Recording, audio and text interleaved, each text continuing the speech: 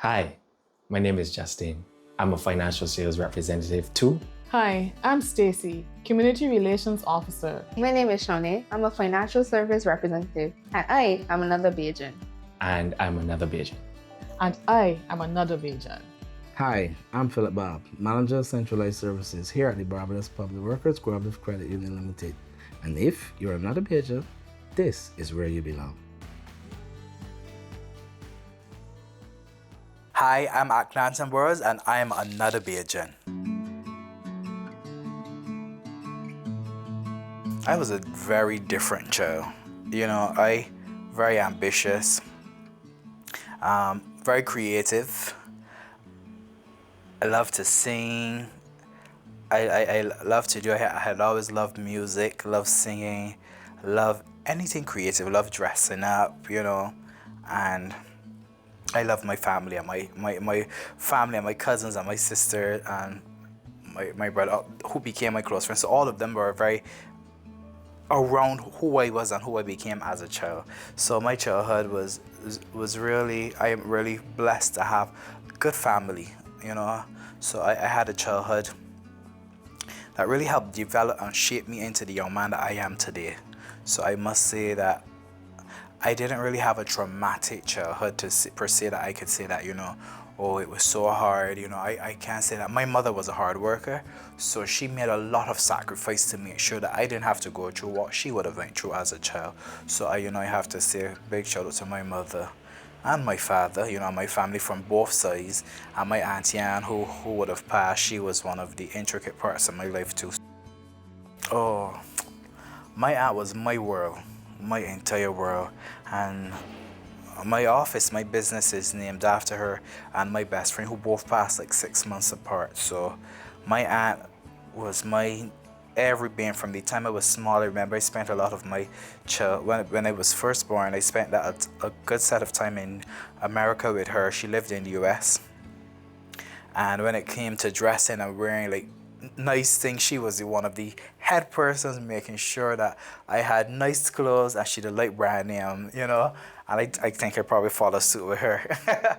And she believed that I could do anything that I put my mind to. She was definitely one of the driving forces. There wasn't nothing that I could say or put my mind to that she would tell me that I can't do. She believed that I could conquer the world, and she really was one of those people who played an intricate role in my life. So Auntie Anne was really something special. She died, she was a victim of the gun violence in Barbados, and she died in 2020. She was shot in 2019, and she died in 2020.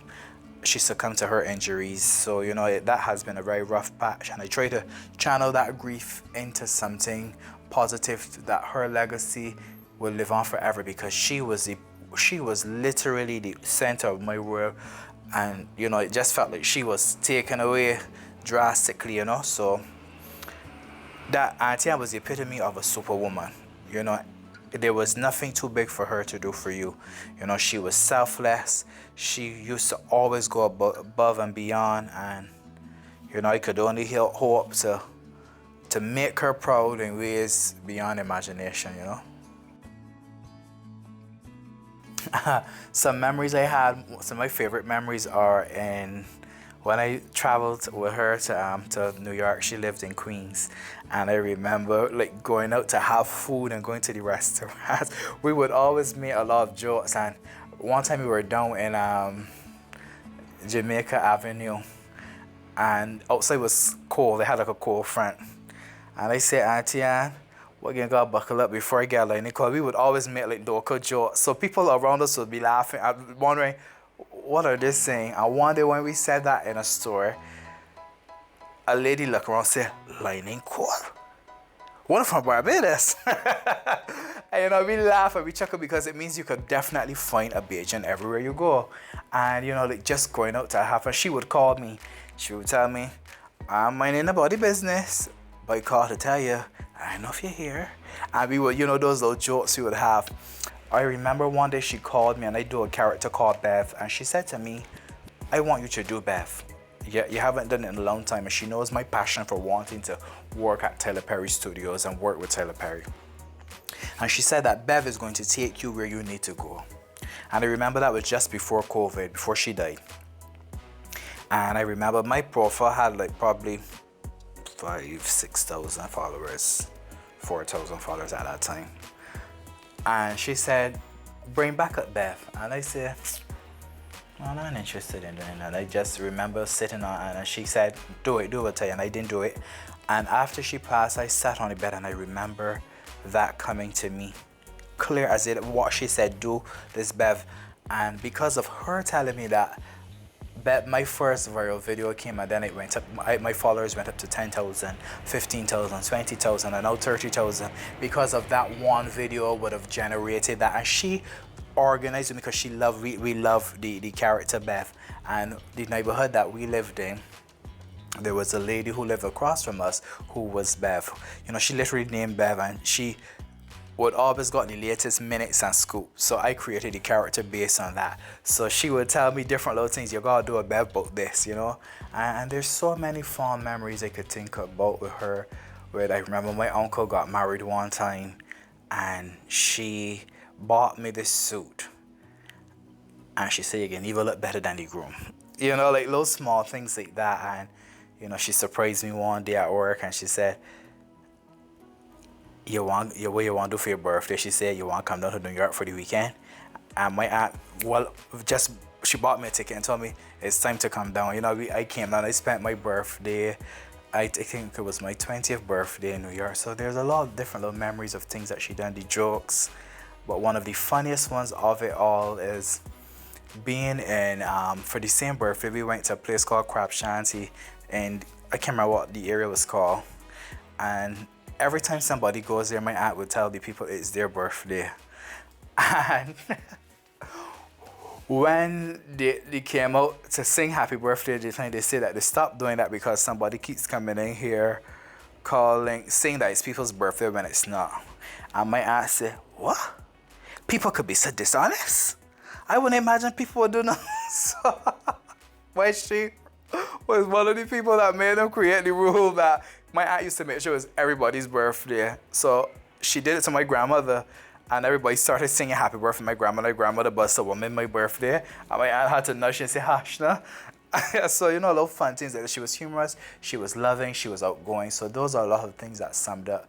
And Auntie Anna actually was the person who Gabby sang the song Dr. Cassandra about. That song is actually based on her. He sang that just before she migrated to the US. But, you know, Sandra, when you're coming to give me more medicine, be quiet. And boy, I'm your doctor. That song is actually about her, Dr. Cassandra. You know, so that is Auntie Anne in a nutshell, you know. An amazing human being.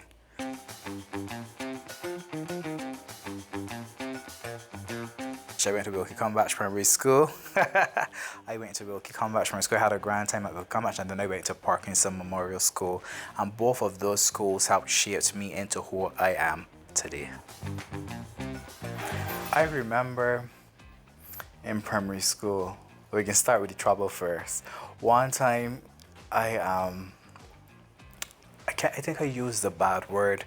I called one of my friends on the payphone, and I told them that was the first time I ever used a bad word, because no matter how much the adults in my house use bad words, you cannot say it as a child. That time was different. You could not repeat bad words. For me, it was always ha ha, you say that, you know? And I remember using this bad word, and the parent called, and they spoke to my teacher, and then the teacher called my mother, and I told my mother what I said. My mother said to me, when I get home, man, you're gone on the phone, but I didn't even know how to treat. But I guess the figure it was me after all. And my mother said, when I get home, you can see. And I remember being outside, because I didn't supposed to go outside. I was outside, and I was running about barefoot. And one time my mother hated to see was me outside barefoot, because I ain't jerking your foot. And I was prone to nail jucks. I always used to get jucked with nails as a child. I don't know why nails and wood would just say, look at he, look, we can juck he. And I remember seeing my mother coming across, and I was so frightened. And when she got to me, because I couldn't get inside fast, and she said, what about your shoes? And I had this sigh really, because that was one of the first things I've ever done that would have warrant me to be in trouble using a bad word on the phone. And when she came, all she asked was, I was able to persuade them by being barefoot. The barefoot worked in my favor because she was so much caught up on me being outside barefoot that she forgot. So that was one of the things. I wasn't really I was more mouthy. You know, your people say mouthy. I wasn't like hard ears or anything. I was very mouthy. So my mouth used to get me in trouble all the time. I would always say what comes to my mind, and that was the thing that I had to control. Even to this day, I still say what comes to my mind. So.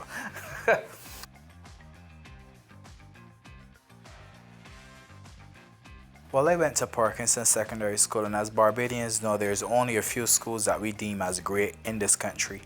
And I remember when I set 11 plus, when the others went to what they would have been considered as the top schools, I heard things like, congrats, you did so good. And when it came to me, when I got my results, I remember hearing, well, good dear, you try your best.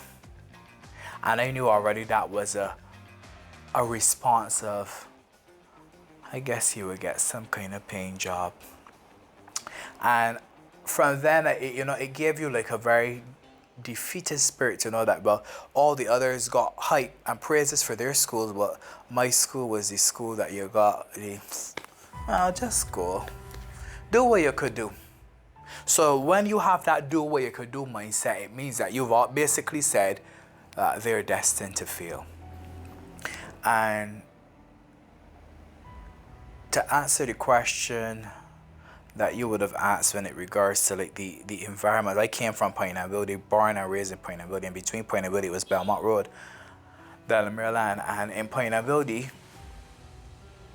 we live in a neighborhood where you gotta be so careful putting the pine because you may not get a job, or somebody said, well, them got to like violence, them that's a ghetto place, And I am happy that I am a product from a neighborhood where people said that we weren't going to be anything, and I was able to become something,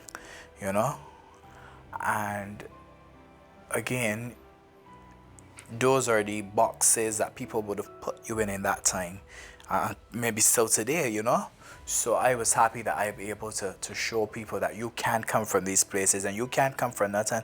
A mommy and a daddy that in a lawyer or in a bank manager or don't have all these prestigious jobs, but just some parents who worked hard for you to become and have a better life than they did. I wasn't the most academically inclined, so I guess some people just thought that I would always have a basic job, or do basic things. And then there were people that saw that spark in me as well too. They knew that this little boy here got a lot of confidence, and this little boy can be destined for greatness. He's going to overcome every hurdle that is placed in his way.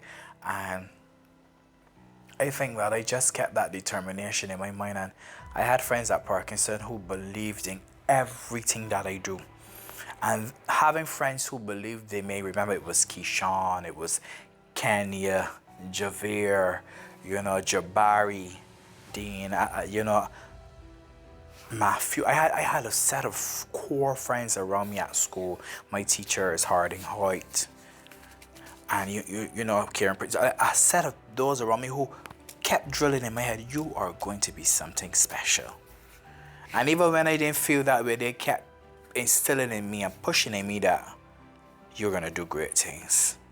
And while other people may have said that you ain't gonna amount to nothing, I had people around me in my ears whispering just the right things.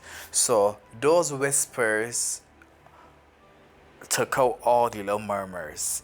So those whispers were close enough to my ear that I heard, this is what I'm supposed to do and this is who I'm supposed to become. So when the murmurs and the little idle chatters were going on, I was so focused and tunnel vision on the whispers from the people who mattered most that I knew that they were banking on me. And that I knew that I had to make sure that I did something great to represent where I came from and where I went to school. A lot of my excellent things really happened in secondary school, so I would say things like, what was one of my shining moments at school? It was kind of a shining moment, but still kind of it wasn't the best moment. I had to sing a voice in my head for Edwin Yearwood at school. No, it wasn't good. I was so off key. You know, it was an honor to be able to sing to another person who would have done excellent things at Parkinson. You know, so my childhood, I just started to set things out for myself that I know I wanted to do. So when it came to that school, one time it was summertime, and that actually sparked excellence in my life at school. It was summertime, and the guidance counselor said, you know, there's this session going on and she wants us to go call her a map. And I said to my friend, why she would want me to go to this summer? And I said to my friend Kenya, let's go. And we both went. And that actually started so much greatness into my life, because I was then able to go and did excellent at that program. I met a lot of people that, you know, then I was able to get jobs and do different networking.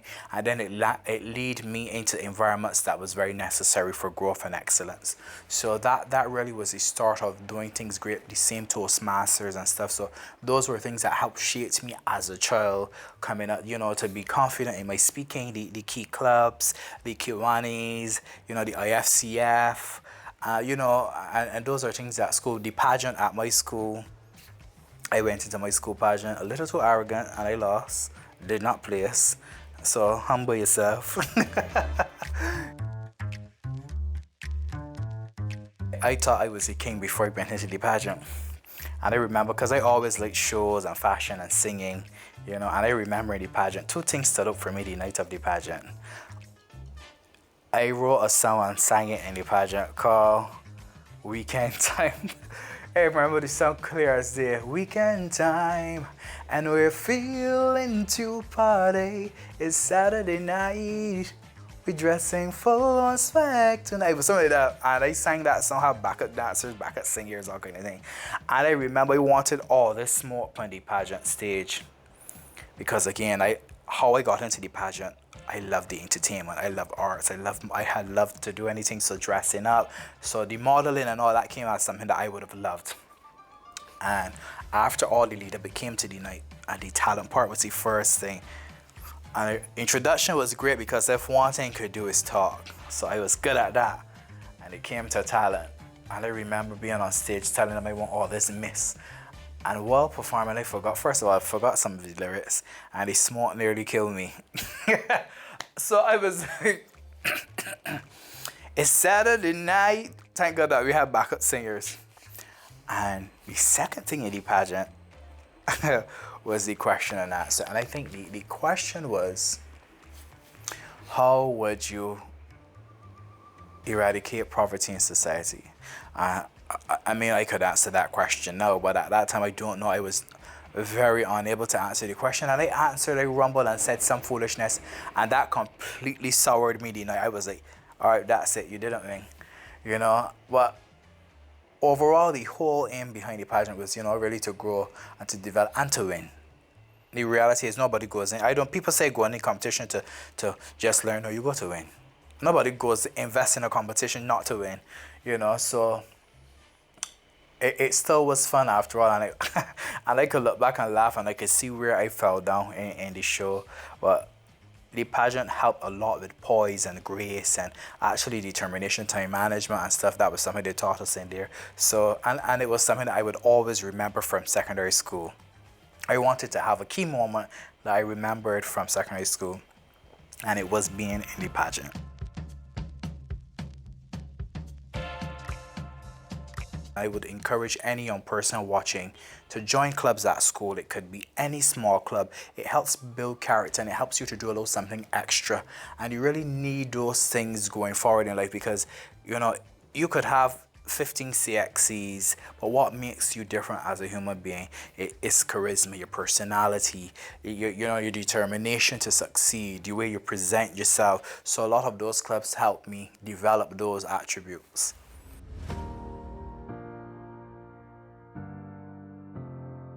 When I left secondary school, I had two things I wanted to be: an international singer, and I wanted to be a fashion designer. I always knew that I wanted to be in business somehow, somewhere around the lines. And, you know, when I left secondary school, I started to do like some fashion schools, and I started to do some music and stuff. And I never imagine how it would have gone, but I knew that I was going to attain and do something. I've always said to myself, I know I'm going to be a big star, a mega star, and be able to help so many other creatives. And I always wanted to be able to bring my friends with me. And I said, Lord, if I can't give them a lot of money, I can give them a lot of opportunities, you know? And when I left school, I said, that's what I'm going to do. And I wanted to be an entrepreneur. I always used to say, wanted to be my own boss. Which you are, but still aren't. Because you always answer to somebody else. You know, so that was the aim for me, to just be successful and happy in everything that I do. And my main thing again when I left school was to be in the arts. And I think so far I've been doing a pretty good job at, you know, navigating it. It's not perfect yet, but I think so far we're getting some leadway, and in business as well too.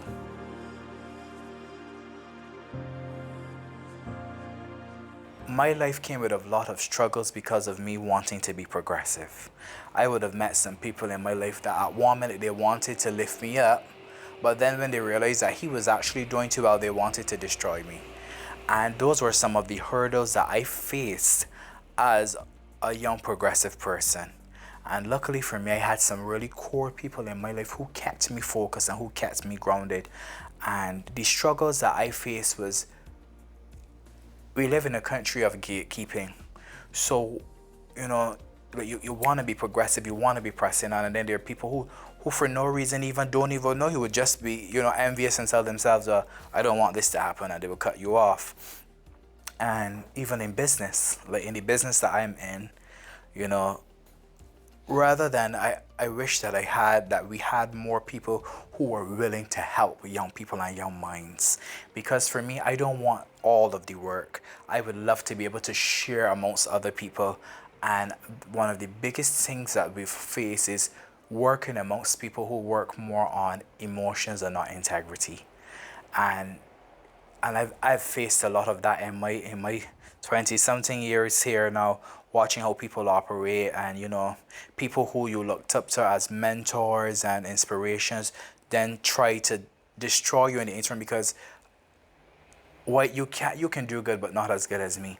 I even went as though there was one mentor in my life who I really looked up to, and that mentor made a comment where, you think that your social media thing could sustain you? Because I wanted to go on and start doing some more things, and that really was a heartbreaking moment for me, because imagine one of the people who you look to the most saying that the thing that you love the most could never sustain you, you know.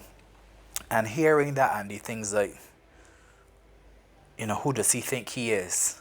And not, let's rally to build you up together, you know. So those are some of the things, you know, that I hope that I can be to somebody else who has a dream and who has a passion and who has a purpose, be able to lift them up the way that others did not do for me, you know.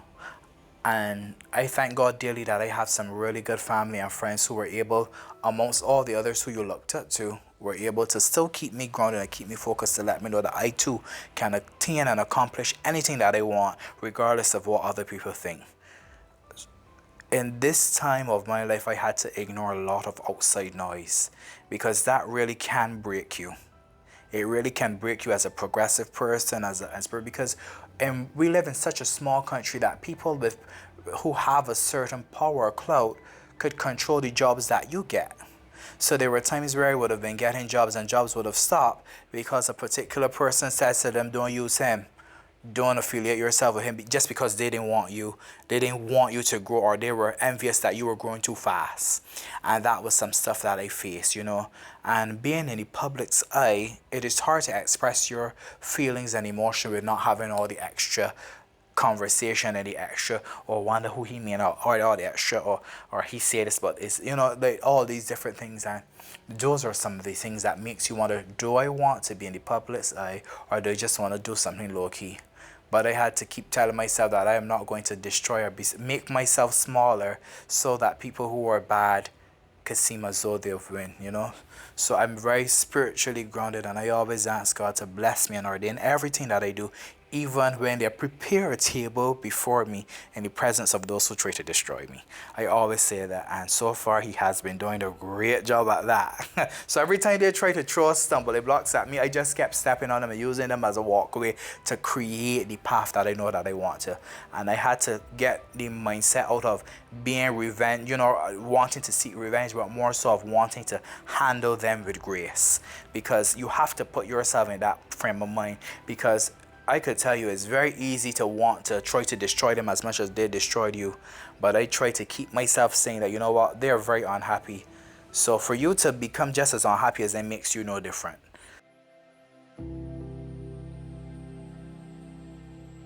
I want to be able to create a space and a life that people who came from nothing can feel as though I can accomplish anything.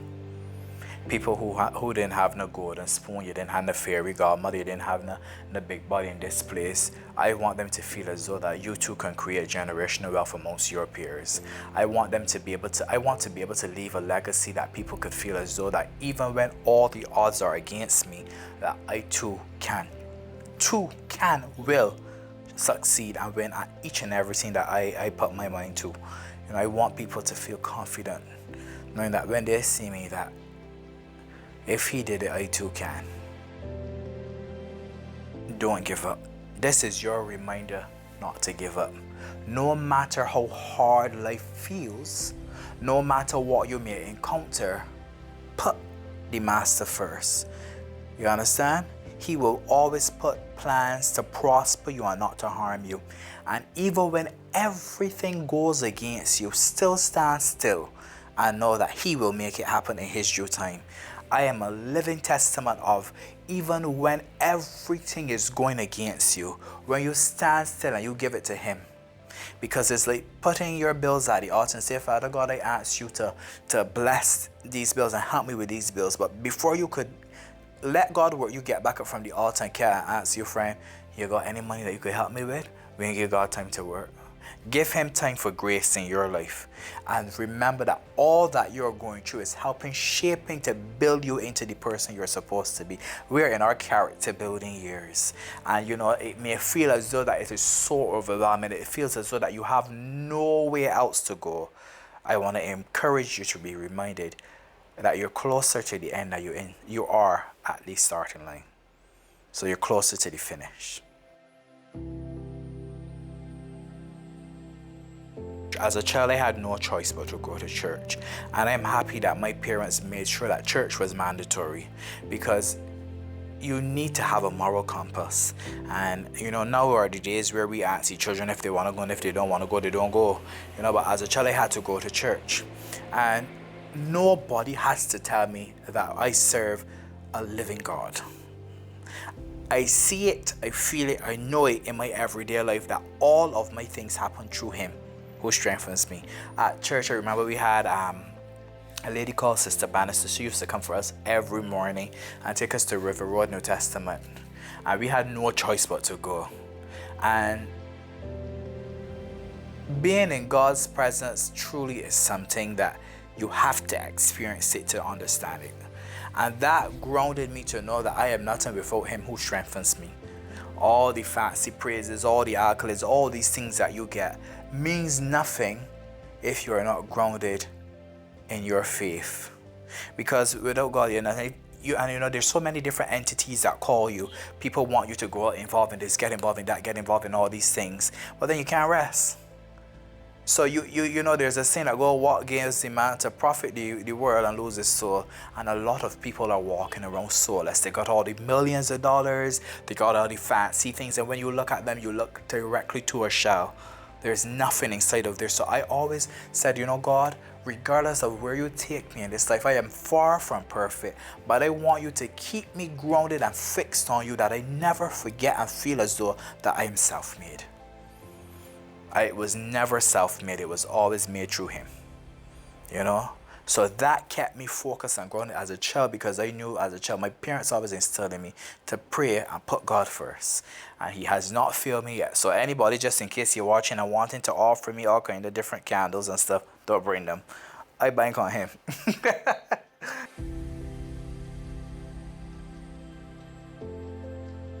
I'm Akhnaten Burrowes. I'm creative, God-fearing, a lover of life. I'm just another Bajan.